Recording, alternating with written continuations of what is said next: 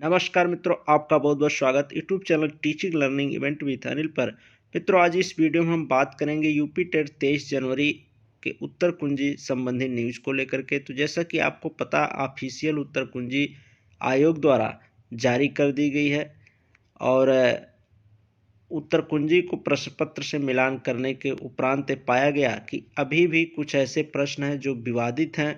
इन प्रश्नों पर भी अंक मिलने चाहिए और अभी भी 1, 2, 3 या 4 नंबर से जो छात्र रुक रहे हैं वो लोग भी पास हो सकते हैं, क्योंकि यहाँ पर 3 से 4 ऐसे प्रश्न हैं जिस पर कॉमन अंक मिलने चाहिए। 2 विकल्प उसके सही हो रहे हैं। ठीक, तो उन सभी प्रश्नों की चर्चा इस वीडियो में की जाएगी और उन सभी प्रश्नों को आप लोग ध्यान से देखिए। अगर उससे संबंधित आपको प्रूफ मिल रहा है किसी अथेंटिक बुक का, जो SCERT, NCERT या किसी अच्छे लेखक की बुक हो, तो उसको सेंड अवश्य करें। इस वीडियो के डिस्क्रिप्शन में आपको कॉन्टैक्ट नंबर मिल जाएगा, उस पर व्हाट्सएप कर सकते हैं प्रूफ को। और कमेंट बॉक्स में अभी और आपको अगर प्रश्न लग रहे हैं विवादित तो उसको भी आप बता सकते हैं, जिससे आपके आपत्ति करने में हेल्प किया जा सके, जिससे अभी भी जो 1, 2, 3, 4 नंबर से छात्र रुक रहे हैं वो भी पास हो सके। क्योंकि कुछ ऐसे प्रश्न हैं जो वास्तव में आयोग द्वारा गलत उसके आंसर बताए गए हैं या एक से अधिक आंसर सही हो रहे हैं, उसको स्टार नहीं दिया गया, कॉमन अंक उस पर नहीं प्रदान किए गए। जो आयोग की थोड़ी लापरवाही है, वो बाद में ऑब्जेक्शन आप करेंगे तो उनको मानना पड़ेगा, नहीं तो वो कोर्ट में चैलेंज होंगे, फिर मामला बजेगा। तो अभी समय है आपके पास। अगर आप ऑब्जेक्शन आपत्ति समय से करते हैं अच्छे प्रूफ के साथ, तो विशेषज्ञों की जो टीम होगी उस पर विचार अवश्य करेगी और उस पर कॉमन अंक आपको देगी। तो आइए उन प्रश्नों को देखते हैं जो ऐसे प्रश्न हैं अभी भी विवादित हैं, जिस पर अंक आपको मिलने चाहिए। अगर अंक मिल जाते हैं तो कई ऐसे छात्र होंगे जो उससे पास हो सकते हैं। आइए देखते हैं उन प्रश्नों को। जैसे आपका एक प्रश्न है, एक अधिगम हेतु निम्न में क्या सर्वाधिक आवश्यक है। इसके 4 ऑप्शन दिए गए हैं: अभिप्रेरणा, निर्देशन, परिपक्वता, रुचि। तो इसमें जो आयोग है आपका परिपक्वता मान लिया है, जो बिल्कुल गलत है। ऐसा नहीं हो, या तो इसमें अभिप्रेरणा सही होगा या तो रुचि। इन्हीं दोनों में से एक सही होना चाहिए, या तो ये दोनों सही है, क्योंकि मोटिवेशन से अंदर प्रेरणा जगेगी, फिर वो रुचि लेगा किसी चीज़ को, तभी बालक सीखेगा।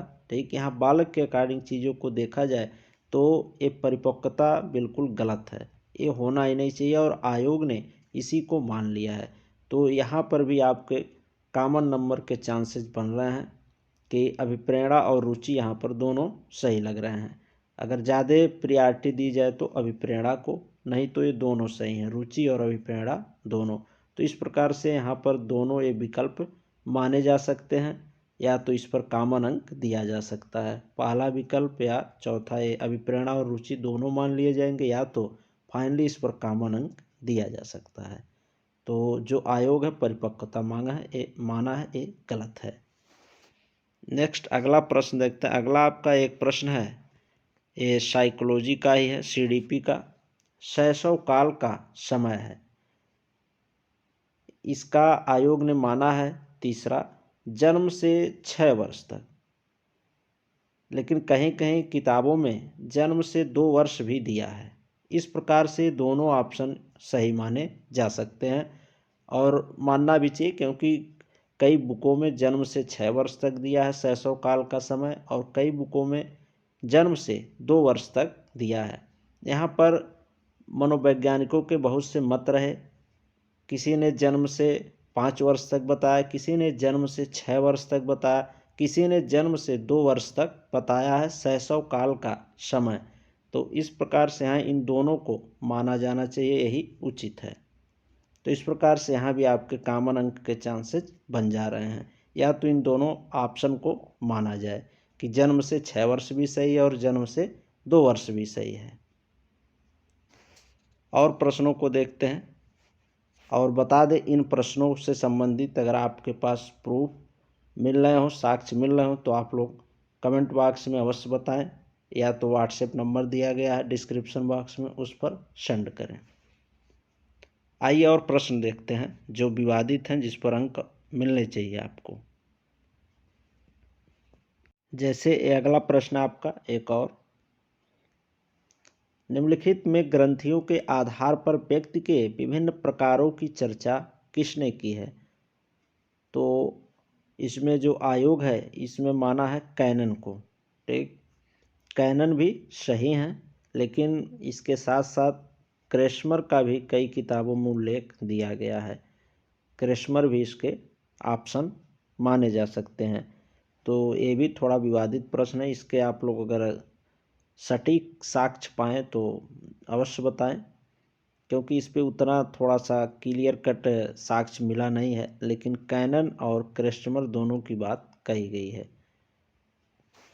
अगर इसके और एथेंटिक साक्ष्य आप लोग को मिल रहे हो तो अवश्य बताएं। तो एक प्रश्न ये रहा। अगला प्रश्न देखते हैं, हिंदी का है।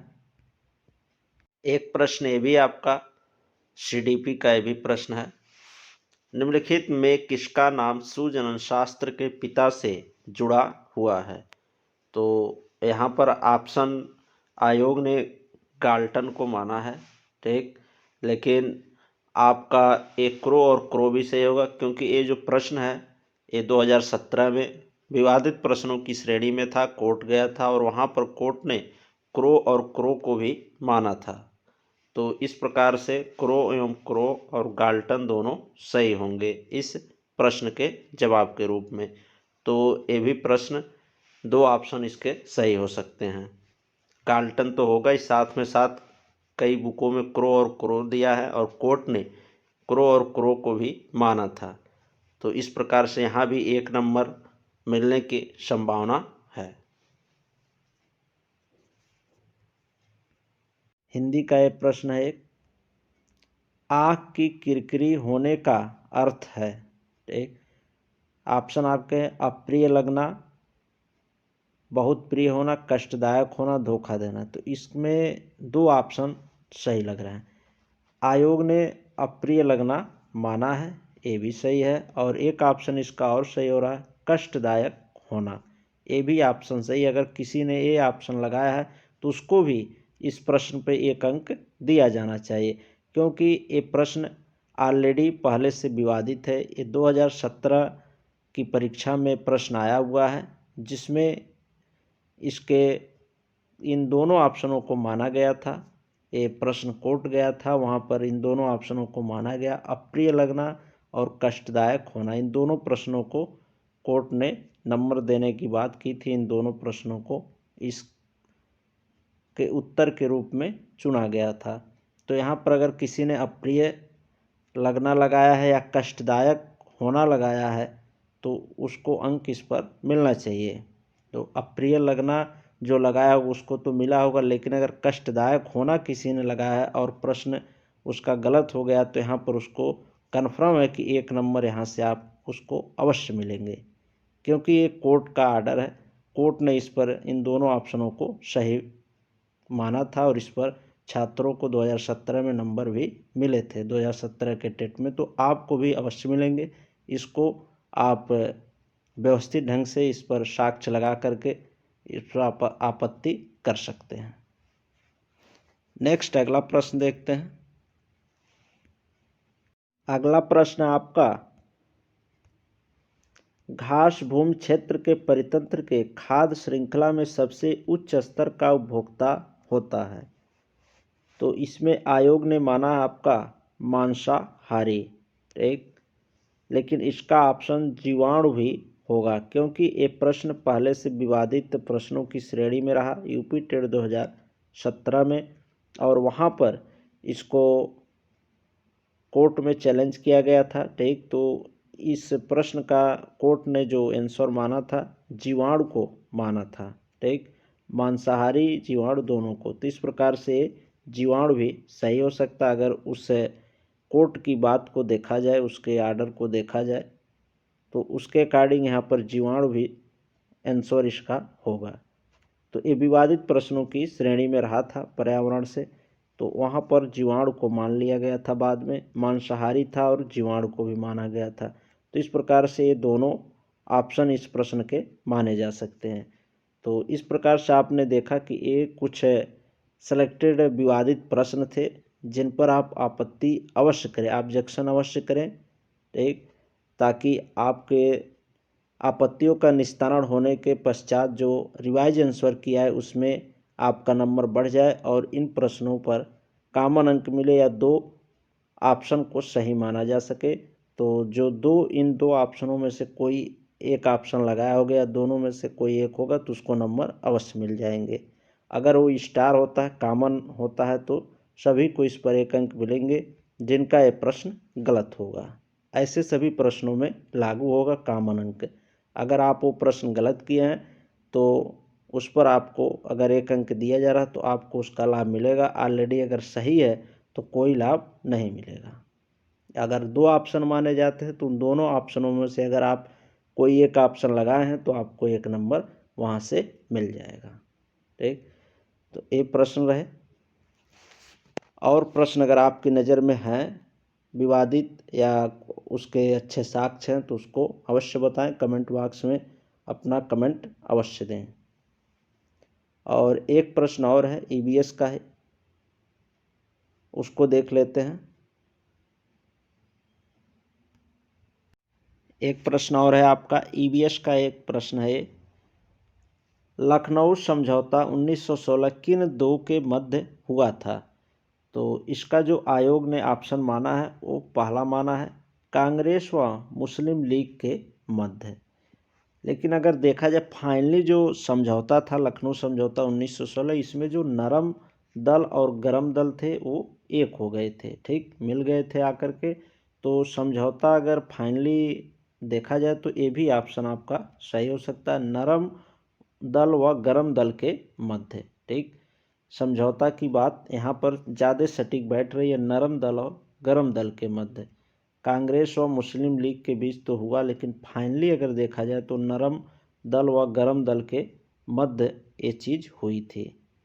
तो कई किताबों में अच्छे अच्छे लेखकों को ये भी दिया गया है कि नरम दल व गरम दल के मध्य समझौता हुआ। फाइनली अगर देखा जाए तो वही हुआ था, उसी को सत्य मानना चाहिए। तो यहाँ पर आयोग ने इसको माना है तो इस ऑप्शन को भी उनको मानना चाहिए। इस पर भी आप आपत्ति अवश्य करिए, ये भी प्रश्न ठीक ठाक है जिस पर आपको अंक मिल सकते हैं। यहाँ पर ये भी ऑप्शन सही हो सकता है, नरम दल व गरम दल के मध्य।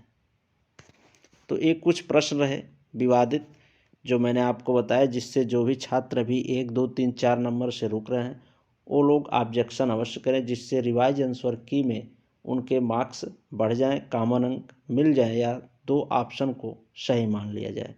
तो वीडियो आप लोग को अच्छा लगा हो तो लाइक, शेयर और चैनल को सब्सक्राइब अवश्य कर लें। अभी और भी ये प्राइमरी लेवल से संबंधित कुछ विवादित प्रश्न रहे, अगर जूनियर लेवल का भी जो अपर प्राइमरी लेवल का प्रश्न पत्र है उसको भी आंसर की से मिलान किया जाएगा। अगर उसमें भी कुछ सब्जेक्ट के आपके विवादित प्रश्न मिल रहे हैं जिस पर आपको अंक मिलना चाहिए तो उसको भी एक वीडियो के माध्यम से आपको बताया जाएगा।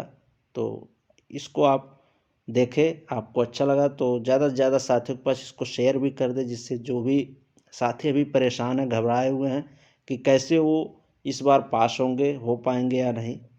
तो मैं बता रहा हूँ 2 से 3 नंबर तक जितने लोग रुक रहे हैं वो अवश्य हो जाएंगे। अगर इन प्रश्नों में उन्होंने इन ऑप्शनों को लगाया है या यह प्रश्न उनका गलत हो रहा है तो उनको अगर कॉमन अंक दिया जाता है आयोग के द्वारा तो उनको इसका लाभ अवश्य मिलेगा, या 2 ऑप्शन माने जाते हैं तब भी लाभ मिलेगा। तो आप लोग घबराए नहीं, ऑब्जेक्शन करें और साक्ष्यों की तलाश करें, जो भी अथेंटिक साक्ष्य हों, हर बुक का नहीं, नेट का नहीं, विकिपीडिया का नहीं, केवल अथेंटिक बुक एनसीईआरटी, एससीईआरटी और किसी अच्छे लेखक की बुक होनी चाहिए, उसी को आयोग मानेगा। तो उसका साक्ष्य आप लोग लगाएं और ऑब्जेक्शन अवश्य करें। और भी अगर आपको विवादित प्रश्न मिल रहे हैं तो उसको कमेंट बॉक्स में बताएं। ठीक, धन्यवाद। आप लोग इसको शेयर कर दीजिए, ज़्यादा से ज़्यादा लाइक कर दीजिए, चैनल को ऐसे ही सूचनाओं को प्राप्त करने के लिए सब्सक्राइब अवश्य करें। अभी और भी इससे रिलेटेड जो सूचना आपके सामने निकल कर आएगी उसको भी बताया जाएगा। धन्यवाद, मिलते हैं नेक्स्ट वीडियो में।